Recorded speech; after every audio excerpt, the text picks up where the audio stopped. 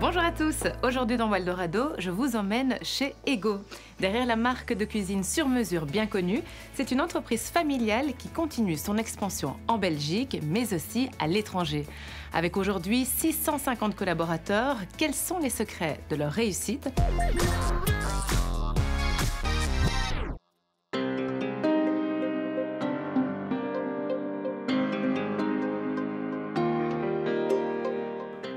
Bonjour Frédéric. Bonjour Laura. Frédéric, tu es le CEO de Ego. Pour commencer, est-ce que tu peux nous rappeler ce que vous proposez dans vos magasins ? Ego, avant tout, c'est la cuisine équipée. C'est notre cœur de métier et c'est ce qu'on fait depuis plus de 25 ans. Et pourquoi le nom Ego ? Alors, très bonne question. En fait, Ego, ça vient de egg, l'œuf. Ok. Parce qu'en fait, l'œuf symbolisait tout ce qu'on voulait dire et toute notre mission. Un, on trouve l'objet assez design, et bon, un peu comme de cuisine. Deux, c'est très nature. Et on le voit dans le showroom, on s'inspire beaucoup de la nature. C'est un peu le cocon familial, c'est très accessible. Et alors, ça s'adapte aussi à tous les budgets. Donc l'œuf, on peut le retrouver dans la petite omelette du dimanche matin ou dans un resto étoilé. Et un peu comme nos cuisines, on essaye de s'adapter à tous les budgets. J'adore, ça a beaucoup de sens.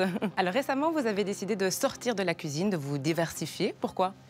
Avant tout parce que c'est une demande de nos clients. On a pas mal d'évolutions dans l'habitat où les cloisons, les murs disparaissent. Et donc, on retrouve des cuisines qui sont finalement imbriquées dans le salon, dans la salle à manger. Et donc, il y a vraiment une demande pour continuer la cuisine vers ces nouvelles pièces. Et donc, pour avoir la même cohérence, les mêmes façades, le même style. Aujourd'hui, on vous retrouve aussi en dehors de la Belgique. Où ça ? Alors, surtout en Espagne, où c'est le pôle où il y a le plus de croissance, où on ouvre le plus de magasins pour le moment. Terrible équipe sur place, c'est pour ça qu'on investit aussi. Et donc aujourd'hui en Espagne, on a 16 magasins et on devrait en ouvrir entre 6 et 8 l'année prochaine. Et pourquoi l'Espagne ? Parce que c'est un marché très grand, intéressant, qui aime aussi le design, les belles choses, la vie dans la cuisine. Et c'est un marché où il y a aussi un peu moins de concurrence. Et donc c'est intéressant d'aller se positionner là-bas.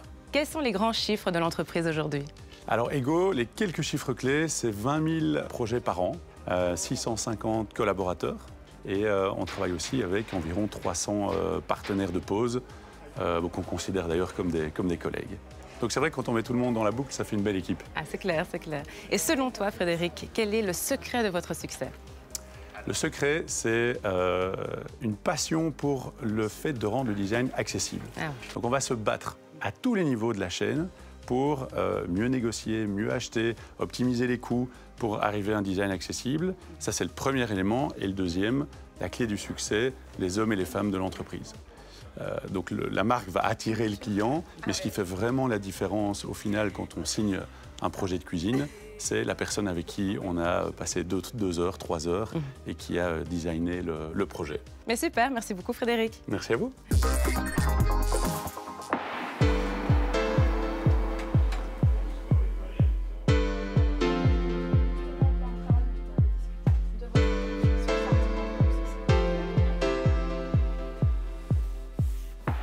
Bonjour Pauline, bonjour Marine. Bonjour Laura. Alors on se trouve dans le magasin de Gossely. Pauline, quel est ton rôle à toi ? Alors moi je suis product manager, donc en fait j'achète tous nos meubles au prix les plus bas pour qu'on puisse les revendre au prix les plus bas et rendre le design accessible à tous. Ok. Il y a combien de showrooms en Belgique au total ? Alors on en a 52 et 2 au Luxembourg. Ah, mais c'est pas mal. Alors le showroom de Gossely, c'est vraiment la dernière création qui reprend tous les éléments clés que l'on veut montrer aux clients, les messages que l'on veut faire passer et qui est vraiment l'identité d'Ego. Que ce soit ici la zone d'échantillons énorme qui présente vraiment tout ce qu'on peut proposer aux clients, des espaces de vie, l'attrait à la nature, la décoration beaucoup plus verte, beaucoup plus florale. Et comment se crée une collection ? La collection, le point de départ, on a notre fournisseur qui sort des nouveautés en juin. On va les voir, on s'inspire, on se dit « Ah, ça pourrait fonctionner sur notre marché, sur nos clients ». De là, ça se sépare légèrement. Il y a le bureau d'études qui s'occupe de la créativité, d'imaginer des implantations avec les nouveaux coloris, les nouvelles fonctionnalités. De l'autre côté, le product management réfléchit aux chiffres. Et le bureau d'études, dans ce cadre, commence à créer la collection. Et chaque manager, du coup, va adapter les cuisines pour son showroom. Et bien justement, en parlant de manager, Marine, tu es le manager de ce showroom ici à Gossely. Ça fait combien de temps que tu es là ? Alors moi, j'ai commencé en janvier de cette année. J'ai commencé dans les équipes support. à l'innovation et puis en tant que responsable des formations des nouveaux vendeurs. Et en fait, ici, récemment, j'ai eu envie de rejoindre vraiment le cœur de notre métier et de reprendre la gérance d'un point de vente. Et comment est-ce qu'on fait pour gérer un magasin comme celui-ci? Alors, c'est un gros point de vente. C'est un point de vente historique d'ailleurs, qui est situé dans une zone commerciale avec pas mal de trafic et aussi beaucoup d'autres cuisinistes autour. Donc, ça nécessite une bonne organisation. On doit être sur tous les fronts. On ne peut rien laisser passer. C'est clair. Et concrètement, comment ça se passe quand un client se rend dans le showroom et qu'il désire avoir une belle cuisine? On prend vraiment le temps avec lui de faire le tour du showroom, cerner quels sont ses besoins, ses attentes. On lui montre nos échantillons, les différents agencements de meubles, les finitions. Et on transpose tout ça dans une conception qui aura un effet waouh et il ressort avec son devis hyper détaillé, comme ça il sait exactement ce qu'il achète. Et si le client n'a pas la possibilité de se rendre en showroom? On propose le service Ego at Home. Donc là, c'est nos conseillers vendeurs qui se déplacent chez la personne, à son domicile. C'est un autre type de rendez-vous, mais c'est une facilité pour nos clients. Super, merci beaucoup mesdames. Merci.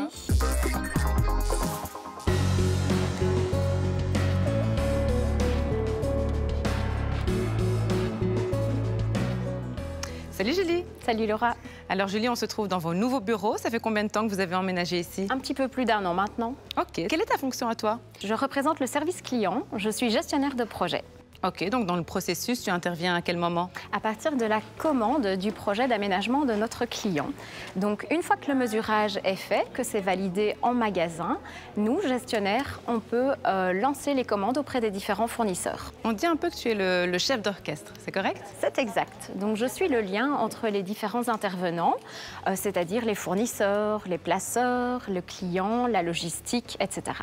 Tu es en contact avec les clients jusqu'à la pause alors? Jusqu'à la finalisation complète de son projet. Donc c'est toi qui prépares le travail pour l'équipe qui pose, c'est ça? Exactement. Donc je passe les commandes et je m'assure que chaque fournisseur respecte son délai pour la livraison chez le client. Vous faites appel à qui pour les pauses? Donc principalement à des monteurs indépendants, mais on a également une équipe en interne à Ego. Pour toi, quel est le plus gros challenge dans ton métier? C'est évidemment de gérer la pression et de m'assurer que tout soit prêt pour le jour de la livraison chez le client. Et vous travaillez avec des outils spécifiques pour vous retrouver parmi tous les projets? C'est ça, donc on a un super programme informatique dans lequel chaque intervenant peut communiquer et également un programme téléphonique qui nous permet de retrouver le client grâce à son numéro de téléphone et atterrir directement dans son projet. Mais super, merci beaucoup Julie. Avec grand plaisir.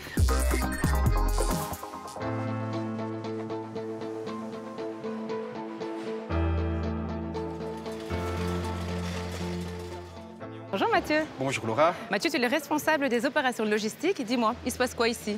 Donc ici, ce qui s'y passe, c'est que tout arrive de nos fournisseurs pour repartir directement chez les clients par la suite. J'imagine que c'est quand même pas mal de boulot, mais qu'est-ce qui est le plus complexe à gérer? Donc le plus compliqué à gérer en logistique, c'est lors de la livraison, si l'emplacement n'a pas été réservé ou si on doit commander un lift vraiment en dernière minute, ce qui complexifie les opérations.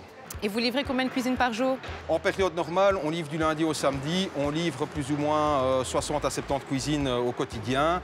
Maintenant, on a des pics d'activité où là, on peut commencer à livrer une centaine de cuisines par jour. Ah oui, donc il y a quand même des saisons dans ton métier. Exactement. Donc il y a la saison qui sont les soldes en janvier et en juillet. Et on a la saison bâtiment. Mais il faut savoir qu'ici, au service logistique, on a généralement un délai de 2 à 3 mois au moment où le client passe la commande pour pouvoir livrer la marchandise. On a une équipe qui commence plus ou moins vers 14 h à charger les camions qui rentrent de livraison. Okay.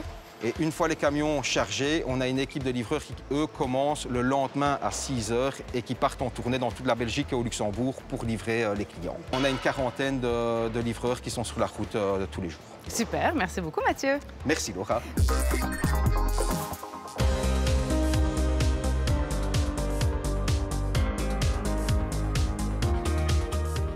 Frédéric, on se retrouve.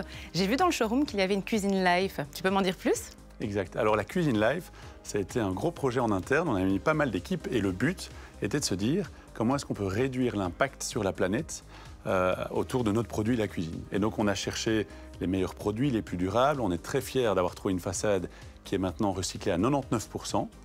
On a également mis des électrodes qui étaient les plus performants tout en restant accessibles au niveau de la consommation.